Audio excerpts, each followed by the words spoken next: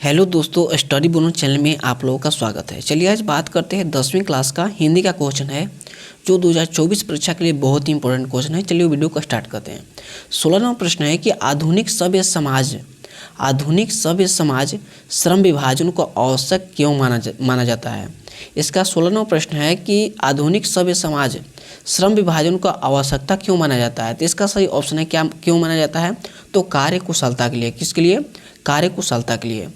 17वां प्रश्न है कि श्रम विभाजन और जाति प्रथा बाबा साहेब ने किस भाषण का संपादित किए थे। तो इसका ऑप्शन सही है, 17 प्रश्न का सही ऑप्शन है, यानी इसका सही ऑप्शन है एनिहिलेशन ऑफ कास्ट।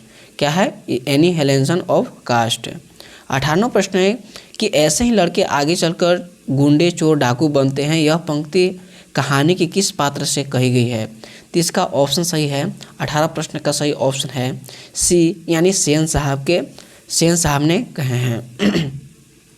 19वां प्रश्न है कि किसके अध्ययन क्षेत्र में भारत के कारण नवजीवन का संचार हो चुका है। तो इसका सही ऑप्शन है, इसका सही ऑप्शन 19वां प्रश्न का सही ऑप्शन है, यानी बी, यानी नीति कथा। क्या है? नीति कथा।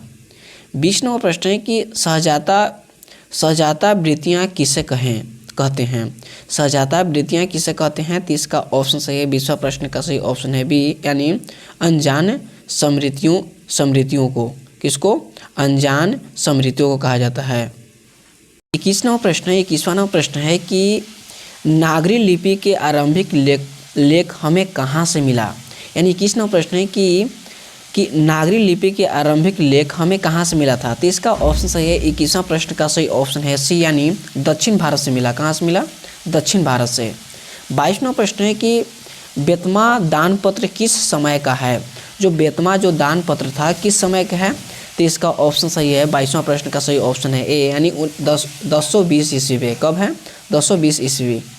23वां प्रश्न है कि बहादुर लेखक घर से अचानक क्यों चला गया। तो इसका सही ऑप्शन है सी, यानी स्वयं के प्रति लेखक तथा उनके घर वालों को व्यवहार में आए परिवर्तन के कारण। किसके कारण? यानी स्वयं के प्रति लेखक तथा उनके घर वाले के व्यवहार में आए परिवर्तन के कारण। 24वां प्रश्न है कि साहित्य की परंपरा का पूर्ण ज्ञान किस व्यवस्था में संभव है।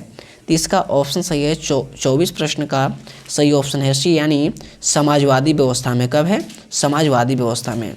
25वां प्रश्न है कि पंडित बिरजू महाराज का जन्म कब हुआ था। पंडित बिरजू महाराज का जन्म कब हुआ था। तो इसका ऑप्शन सही है, 4 फरवरी 1938 ईस्वी को पंडित बिरजू महाराज का जन्म हुआ था।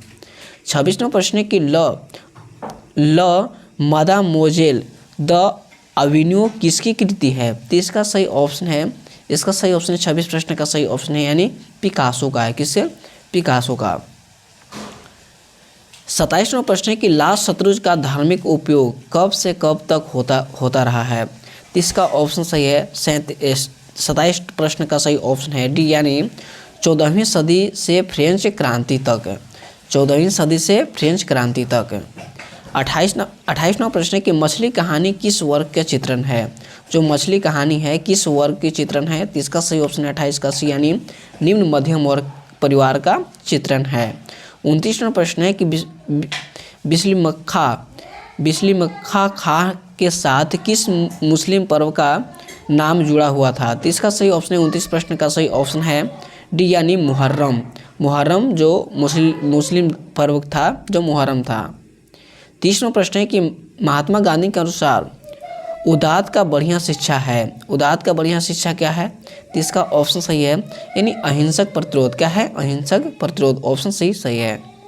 और 31वां प्रश्न है कि वाणी कब बीज के समान हो जाती है। वाणी कब बीज के समान हो जाती है। तो इसका सही ऑप्शन है, जो राम नाम के बिना वाणी बीज के समान हो जाती है। 32वां प्रश्न है कि रसखान के रचनाकाल के समय किसका राजकाल था। यानी 32वां प्रश्न है कि रसखान के राजकाल के समय किसका राजकाल था। इसका सही ऑप्शन है, 32 प्रश्न का सही ऑप्शन है सी, यानी जहांगीर का था। किसका? जहांगीर का था। 33वां प्रश्न है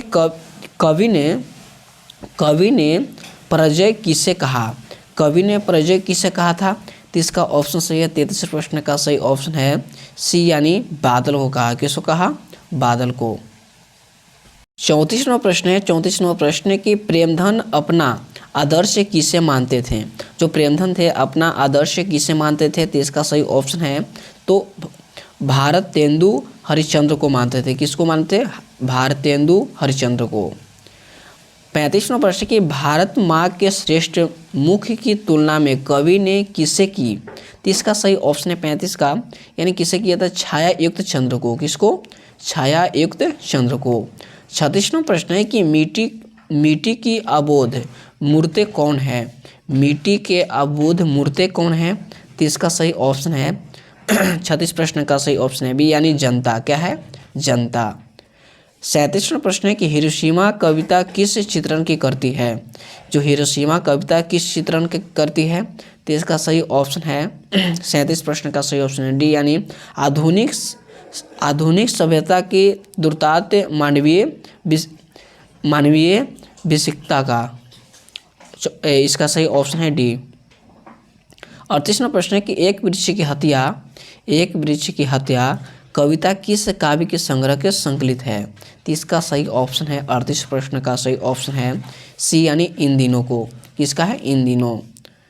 39वां प्रश्न है कि गरीब वस्तुओं में क्या हुआ था।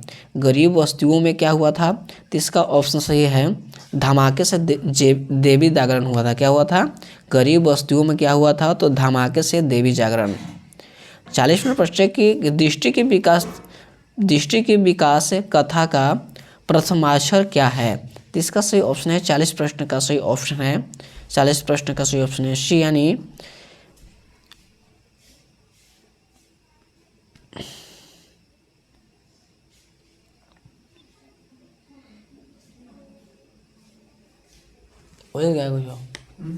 बोलते हैं कुछ